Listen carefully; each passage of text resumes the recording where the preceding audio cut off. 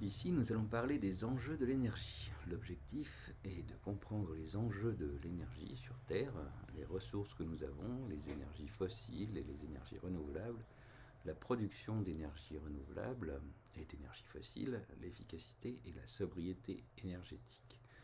Vous voyez ici quelques illustrations de dispositifs de production d'énergie, des panneaux solaires, une tour de centrale une tour de refroidissement de centrale nucléaire en arrière-plan d'un moulin à vent qui pendant des siècles a utilisé l'énergie éolienne, la version plus moderne des descendants des moulins à vent qui sont les éoliennes, ici des éoliennes en mer, des torchères qui brûlent du méthane pendant qu'on récupère a priori du pétrole et une pompe à godet de pétrole.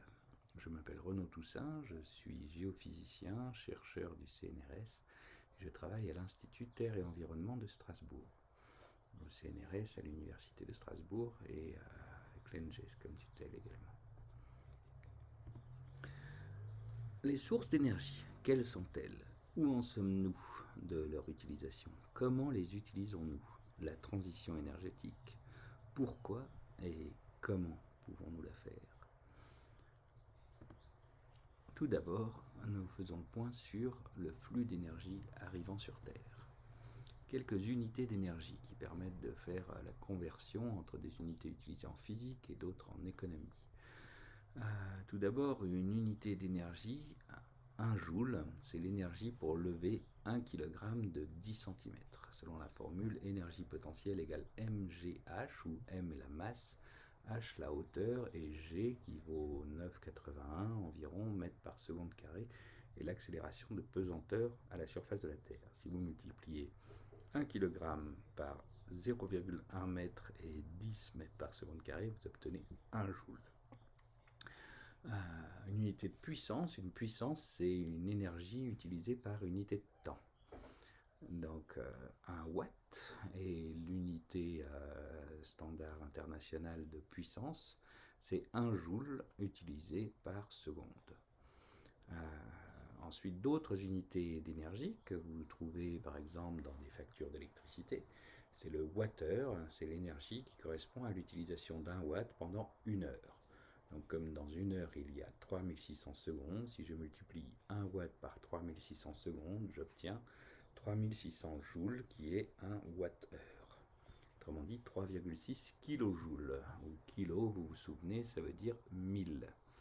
De la même manière que kilo veut dire 1000, on verra quand on va faire des bilans à grande échelle qu'on doit souvent utiliser le grand M pour méga qui veut dire 1 million, le grand G pour giga qui veut dire 1 milliard, et le grand T pour téra qui veut dire un millier de milliards. On appelle ça aussi pour kilo 10 puissance 3, pour méga 10 puissance 6, pour giga 10 puissance 9 et pour téra 10 puissance 12. Vous avez aussi le péta qui est 10 puissance 15.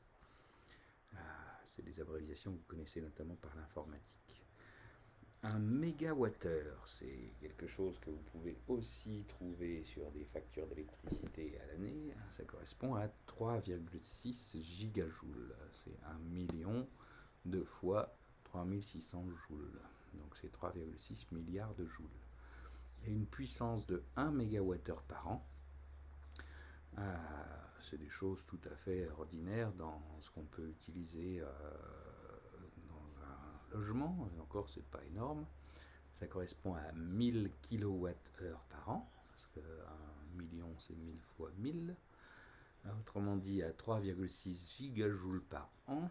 Et comme un an c'est 365 jours par an fois 24 heures par jour fois 3600 secondes par heure seconde, ben tout ça, ça donne 3600 mégajoules par ce nombre de secondes, ce qui fait en mégawatts, ce qui fait 115 watts. Une autre unité d'énergie qui est souvent utilisée quand on parle ressource fossile, en économie, c'est la tonne équivalent pétrole. Par définition, c'est la quantité d'énergie dégagée par la combustion d'une tonne de pétrole. Et on l'a normalisé pour un certain type de pétrole, et on a décidé qu'une tonne équivalent pétrole, ça correspond à 41,8 milliards de joules, 41,8 gigajoules.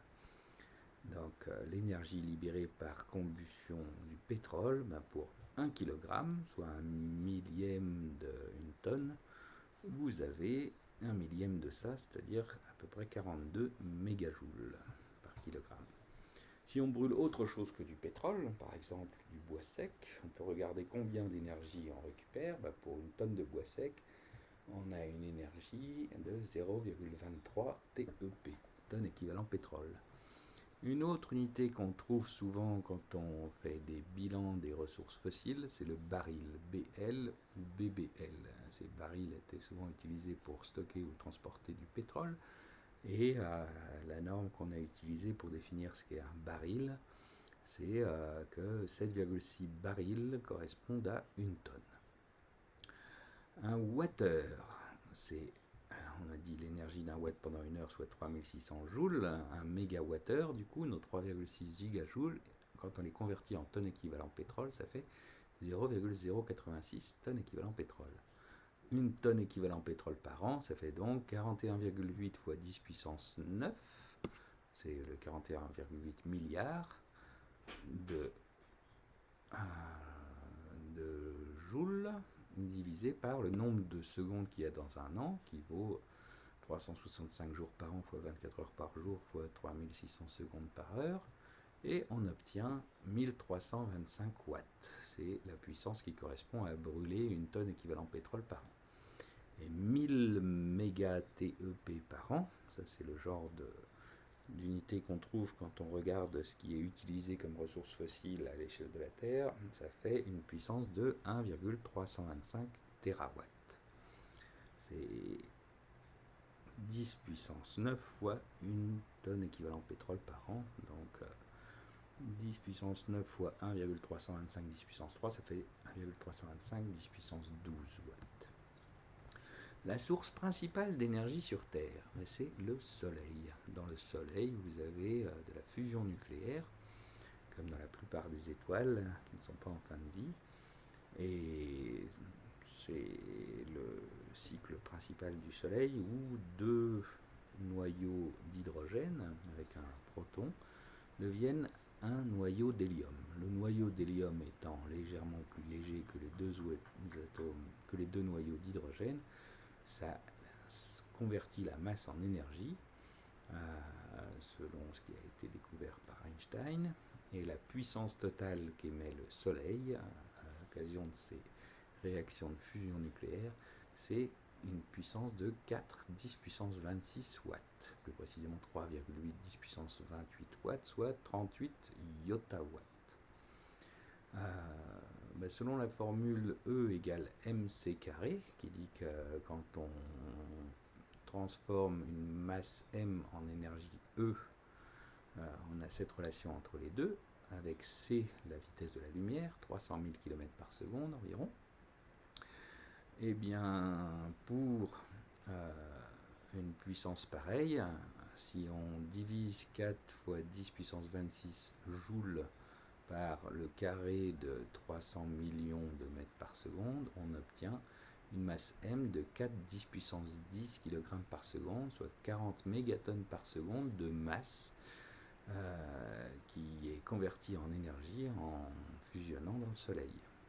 Et comme la masse du Soleil au passage c'est 2 10 puissance 30 kg, que le noyau d'hélium est 0,7% plus léger que deux atomes d'hydrogène qui vont fusionner, l'énergie totale qu'on peut récupérer avec la fusion complète de tout l'hydrogène du Soleil en hélium, c'est delta M, la variation de masse qu'on a durant cette fusion, fois C au carré, qui vaut 0,007, 7% de la masse du Soleil en kilogrammes, du carré de la vitesse de la lumière en mètres par seconde, qui fait 10 puissance 45 joules.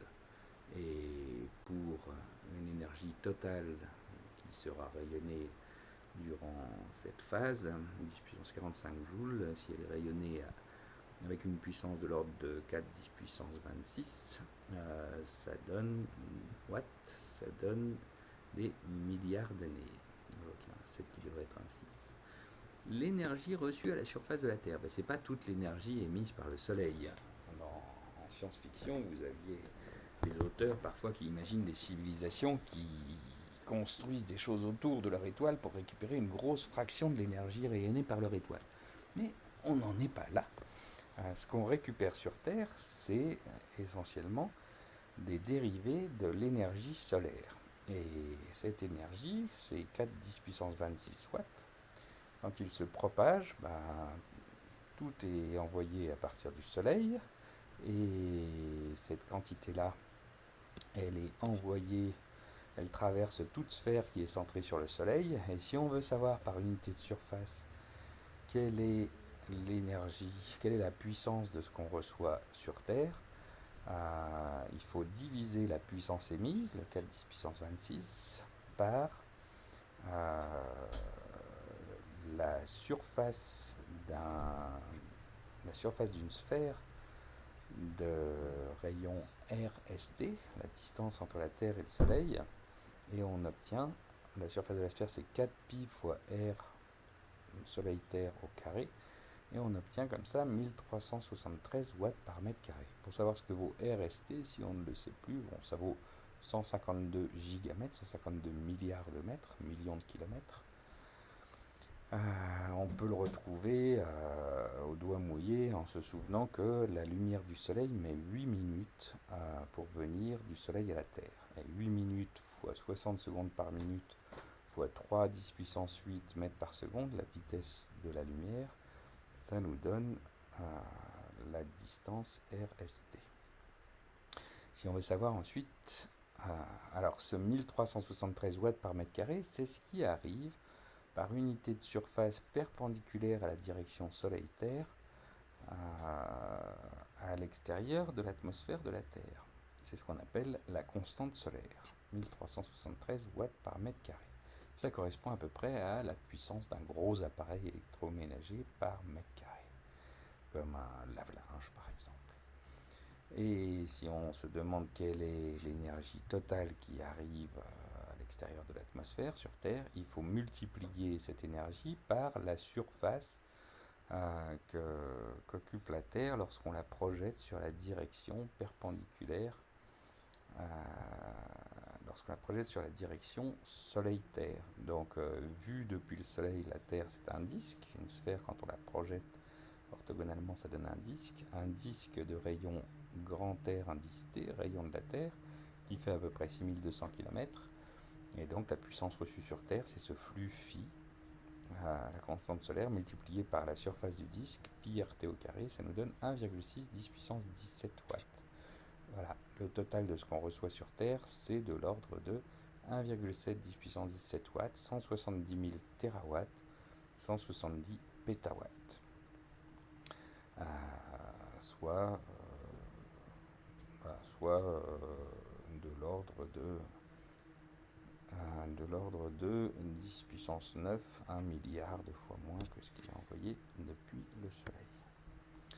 Voilà, la constante solaire, je l'ai indiquée ici sur une échelle logarithmique. Vous voyez ici, à chaque fois que je monte entre deux nombres, je multiplie par 100, parce que ici c'est des puissances de 10, donc de 10 puissance 2 à 10 puissance 4, j'ai un facteur 10 puissance 2 qui fait 100.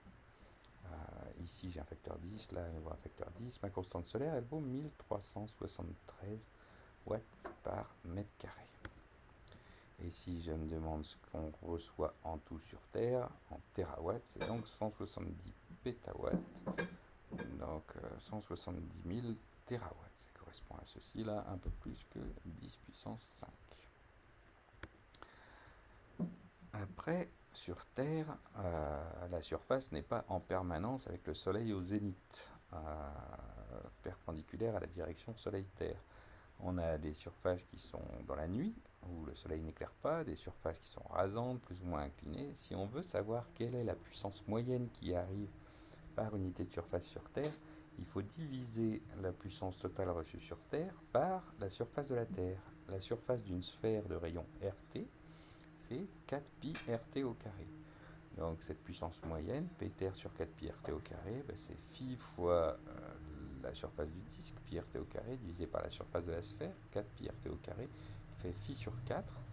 1 quart de 1373, ça fait 343 watts par mètre carré. C'est la moyenne de la puissance reçue sur Terre par le Soleil. La surface de la Terre, 4 pi RT au carré, c'est de l'ordre de 5, 10 puissance 14 mètres carrés.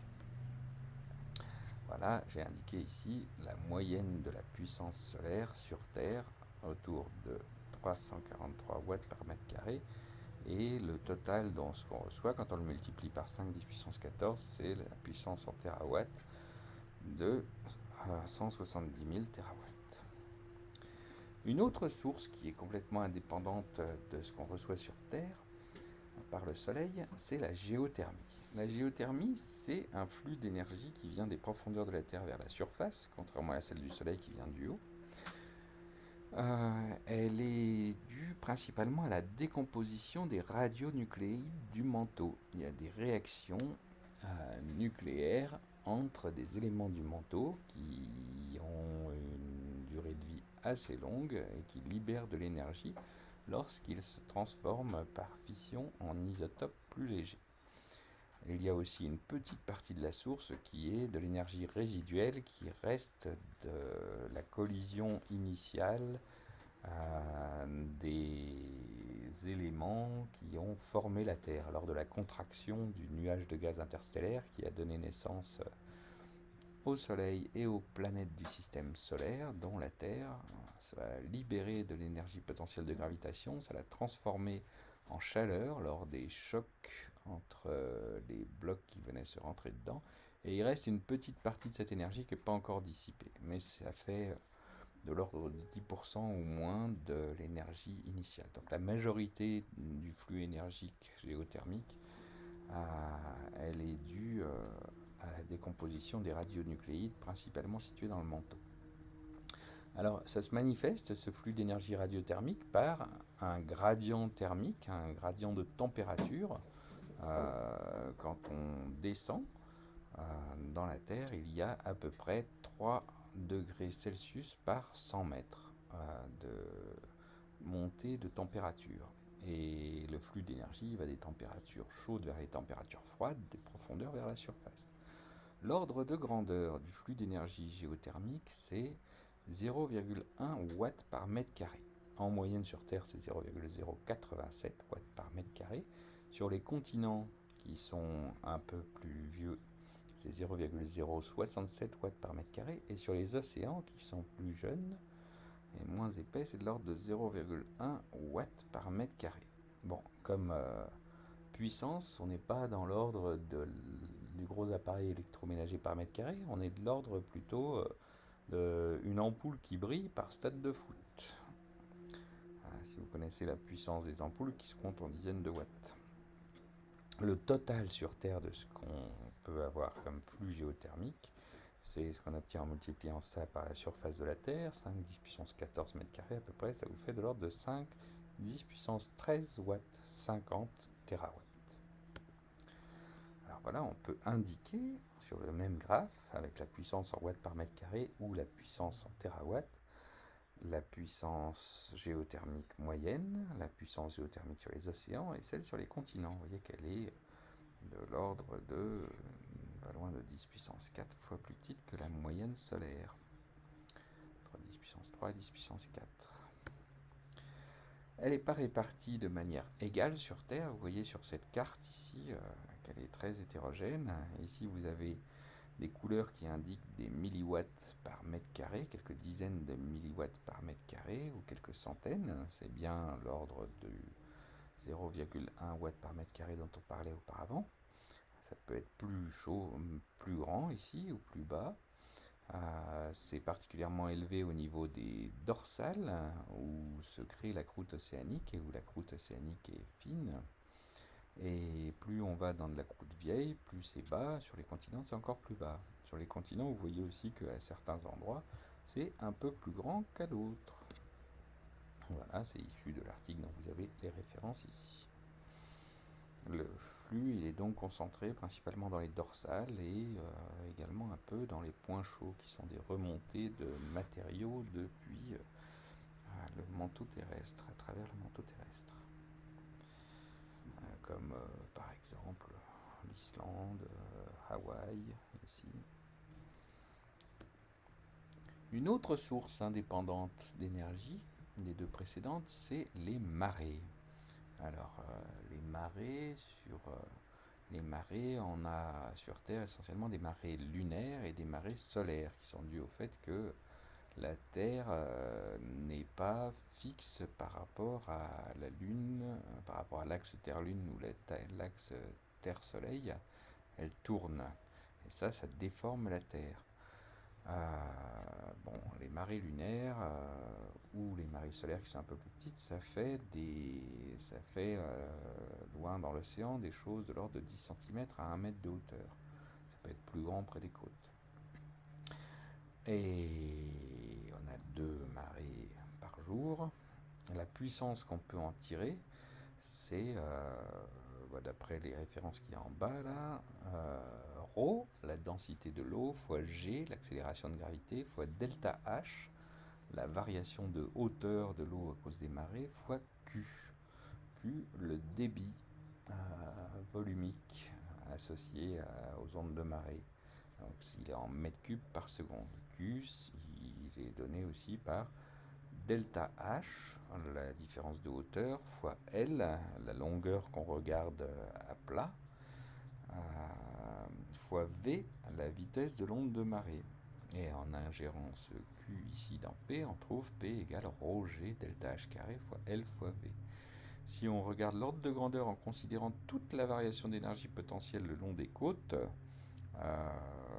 en mettant des côtes de l'ordre de 10 000 km, c'est vraiment une estimation au doigt mouillé, on trouve ρ 1000 kg par mètre cube, fois g 10 mètres par seconde carré, fois un delta h de l'ordre du mètre que j'élève au carré, fois L 10 puissance 7 mètres, fois une vitesse de l'ordre du mètre par seconde, et ça nous donne quelque chose de l'ordre de 100 gigawatts. Si on regarde à l'échelle d'un estuaire, par exemple, l'usine marémotrice de la Rance, ça donne 10 mégawatts.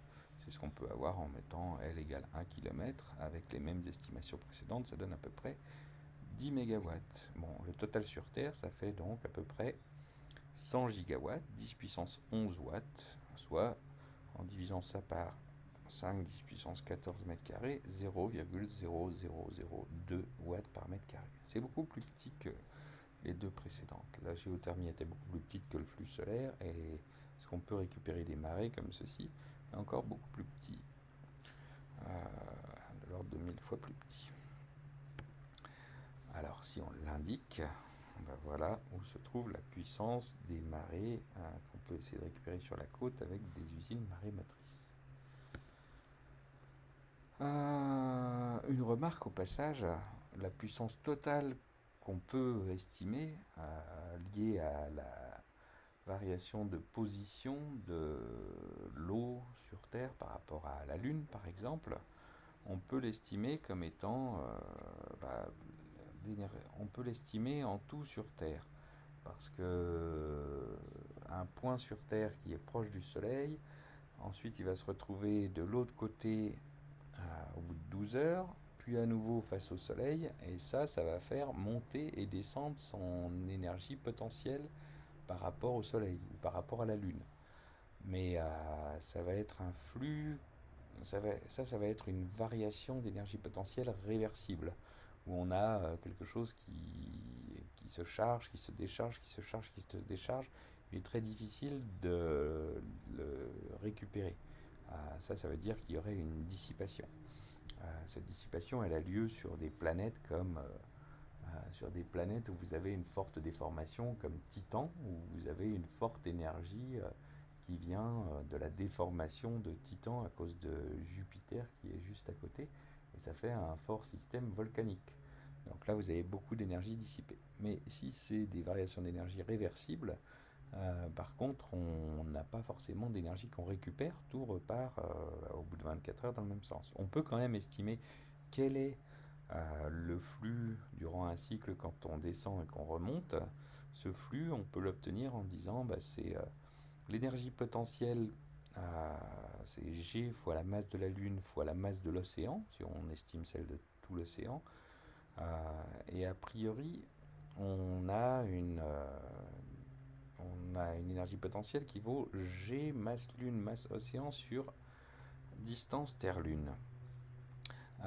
Si on regarde la différence entre GML M océan sur distance Terre-Lune lorsque la distance Terre-Lune varie à peu près d'un rayon terrestre RT, c'est GML M océan fois grand RT sur RTL au carré. C'est un développement limité à l'ordre 1. Et la puissance qui est associée, c'est cette différence d'énergie. On la divise par la durée du cycle, la durée d'un jour. Pour la masse de l'océan, on peut l'estimer comme étant la masse de la Terre fois l'épaisseur de l'océan, H océan divisé par le rayon de la Terre, fois la densité de l'océan divisé par la densité de la Terre. Et avec une masse de la Terre 6 10 puissance 24 kg, une masse de la Lune 7 10 puissance 22 kg, la constante gravitationnelle universelle grand G 6 10-11 newton par mètre carré par kilogramme carré, une distance Terre-Lune de 384 millions de mètres, RT qui vaut 6000 et quelques kilomètres. Je me retrouve avec cette valeur pour H0 sur RT. Alors, le rapport de densité entre la Terre et l'océan, c'est de l'ordre de 5. Et de cette manière-là, on peut estimer P, ça fait un ordre de grandeur de 5, 10 puissance 17 watts, 500 000 terawatts. Quand on divise ça par la surface de la Terre, c'est 1,5 kW par mètre carré. C'est encore 5 fois supérieur au flux d'énergie du Soleil, mais je disais, comme c'est réversible, principalement, on ne peut pas tellement en tirer d'énergie. En tout cas, c'est pas évident. La source solaire, comment est-ce qu'elle se décompose?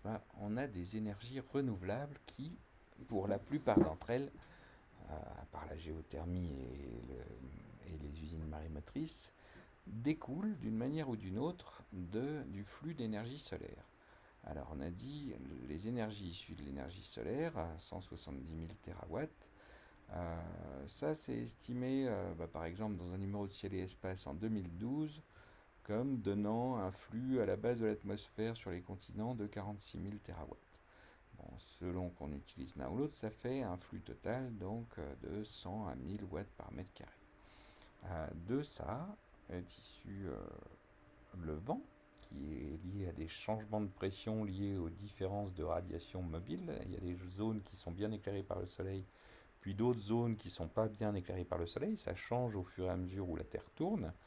Et ça fait monter la pression ou baisser la pression, et ça varie, et ça génère des mouvements d'air.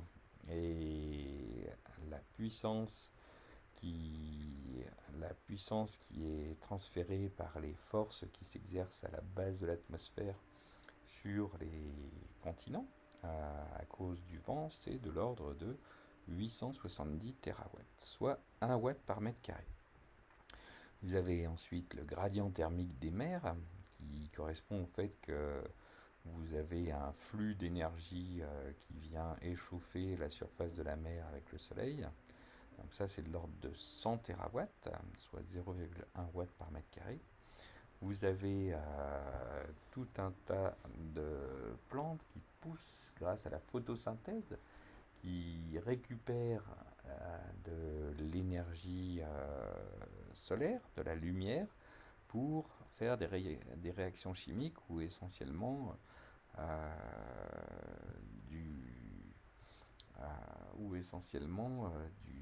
dioxyde de carbone va être décomposé, son énergie par molécule va monter, on va relâcher une molécule de O2 et on va fixer le carbone dans la base de la plante, et ça va conduire à La croissance de plantes due à la photosynthèse, c'est ce qu'on appelle la biomasse, et ce flux d'énergie qui permet de stocker du carbone tout en relâchant de l'O2, il se monte à peu près à, selon les estimations, 90 terawatts entre 100 et 200 terawatts. C'est de l'ordre de 0,1 watts par mètre carré quand on divise par la surface de la Terre. L'énergie hydraulique qu'on peut récupérer au total, qui est liée au fait que l'eau s'évapore lorsqu'elle est chauffée par le soleil, que le soleil l'éclaire, l'eau va s'évaporer et monter sous forme de nuages. Donc elle va gagner aussi de l'énergie potentielle gravitationnelle. Euh, Ce cycle donne de l'énergie qu'on peut récupérer avec des barrages ou des choses comme ça quand l'eau refroidit et redescend. Et il correspond à un potentiel total de autour de 11 terawatts, 0,01 watts par mètre carré. Voilà des références qui font ce genre d'estimation.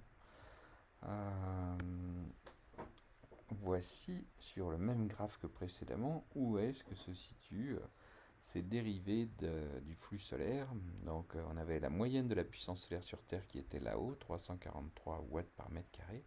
La puissance moyenne du vent, 1 watt par mètre carré, 870 terawatts, c'est quelque part par là. La croissance de la biomasse, c'est par là, à peu près au même niveau que la puissance du gradient thermique des mers. Tout ça, c'est au-dessus de ce qu'on peut avoir par la géothermie. Encore en dessous, là, vous avez à peu près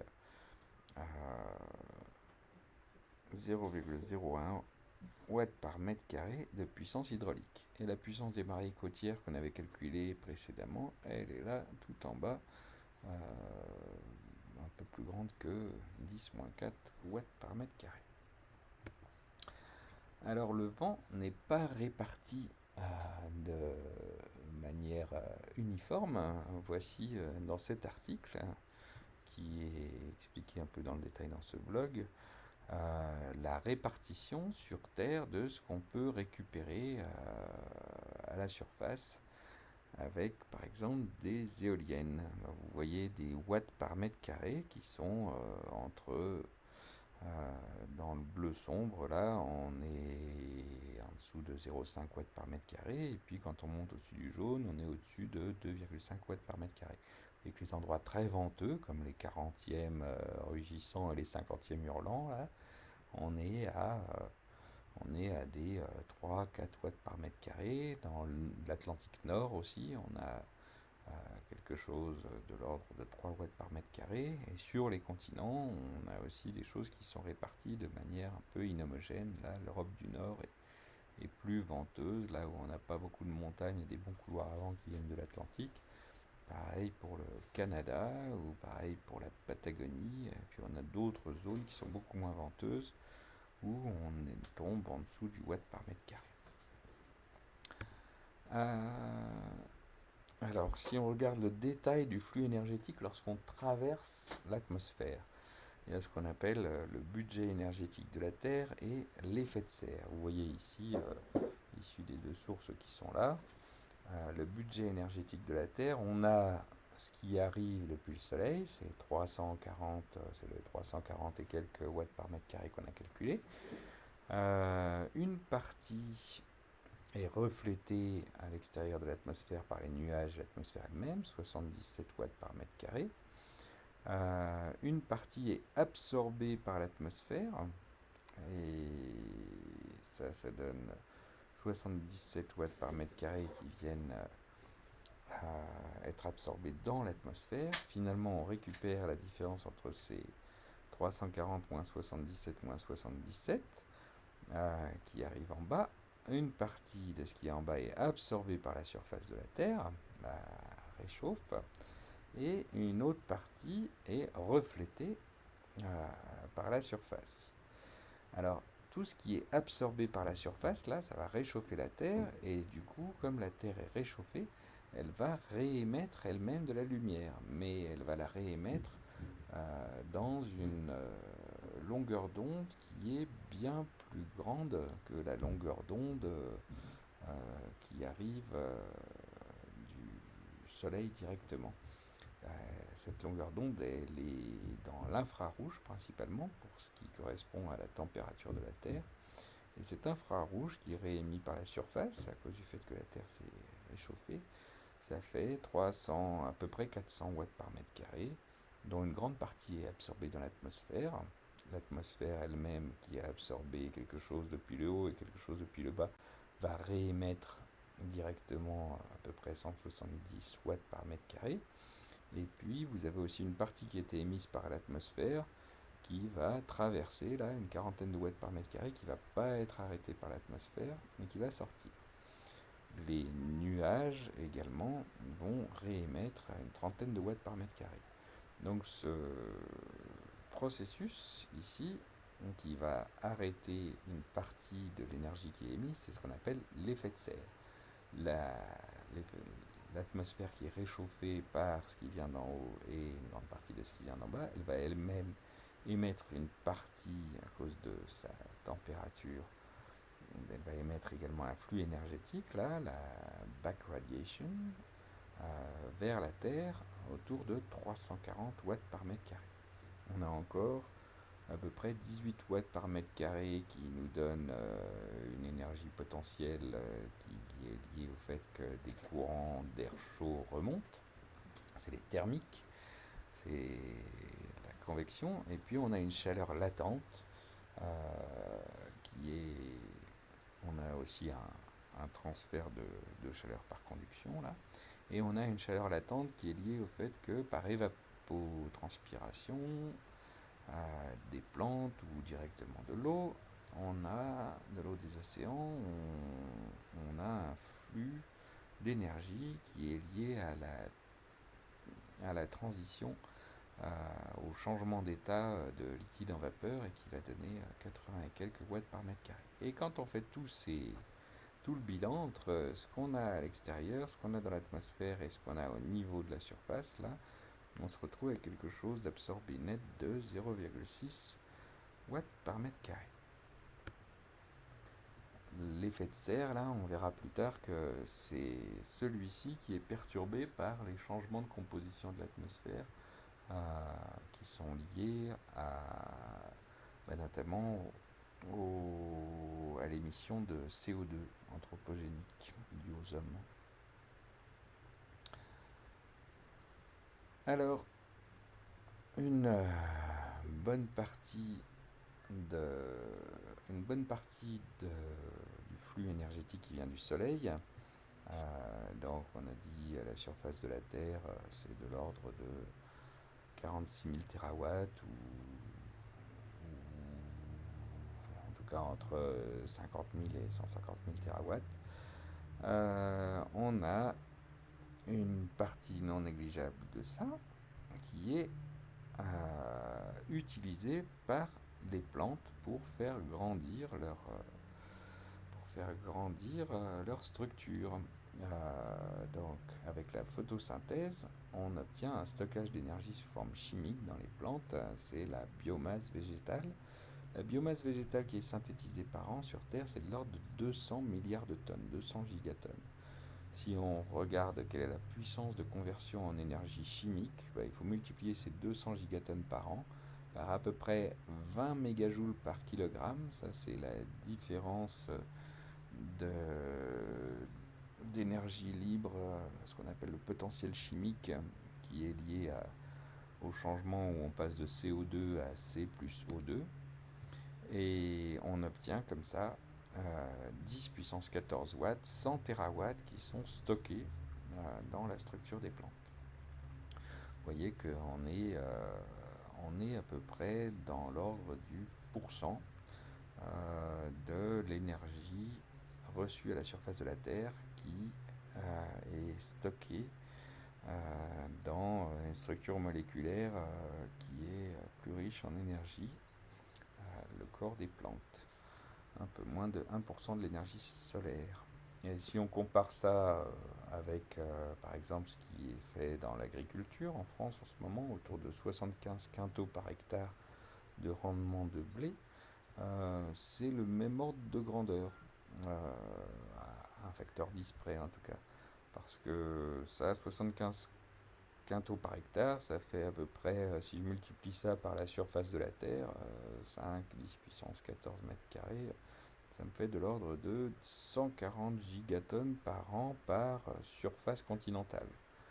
Et si je le multiplie ça par 2 à 4 pour le reste de la plante, parce que quand on parle de rendement de blé, il s'agit de graines, mais il y a aussi tout le reste de la plante qui n'est pas compté dans le rendement, on voit qu'on obtient des choses qui sont de quelques centaines de gigatonnes par an. Donc en faisant pousser du blé comme on le fait pousser en France, on obtient quelque chose qui fait pousser un peu plus de plantes que la moyenne de ce qu'il y a sur Terre, mais pas beaucoup beaucoup plus. Donc ce qu'on a de façon naturelle, c'est déjà assez efficace d'un point de vue énergétique. Ça correspond à 100 terawatts. Si ensuite si on compare également ce qu'on a au euh, au niveau masse des plantes avec la masse animale qu'on a sur Terre, parce que toute l'énergie qui est stockée dans les plantes a une partie qui est réutilisée par les animaux. Les animaux ne font pas de photosynthèse, donc la source de l'énergie pour les animaux, c'est de manger des plantes ou de manger d'autres animaux qui ont mangé des plantes et ainsi de suite. Mais en tout cas, au départ, c'est la photosynthèse, au départ de la chaîne alimentaire. La biomasse animale, vous voyez ici, d'après cet article, on a quelques milliards de tonnes de masse animale. Et donc à peu près 100 fois moins que ce qui pousse chaque année en masse de plantes. Les humains eux-mêmes font quelque chose de l'ordre du... Les animaux humains font quelque chose de l'ordre du pourcent de ces milliards de tonnes. Là, vous avez le bétail qui fait un peu plus en masse que les humains, euh, qui sont mangés par les humains. Là, vous avez les mammifères sauvages qui, dernièrement, font à peu près le dixième de masse des humains seulement. Ici, vous avez le poisson, à peu près 10 fois la masse des humains. Ici, vous avez un trentième de la masse des humains qui sont des oiseaux sauvages. Et puis là, vous avez les annélides, c'est les lombriques et d'autres, les mollusques, et puis les arthropodes, nématodes, cnidariens, ça c'est des petites bestioles de toutes sortes que l'on trouve notamment dans l'humus, dans les forêts, et qui participent beaucoup à la biodégradation, qui mangent également des plantes et qui font le sol et l'humus. Voilà. Alors ensuite, vous avez un autre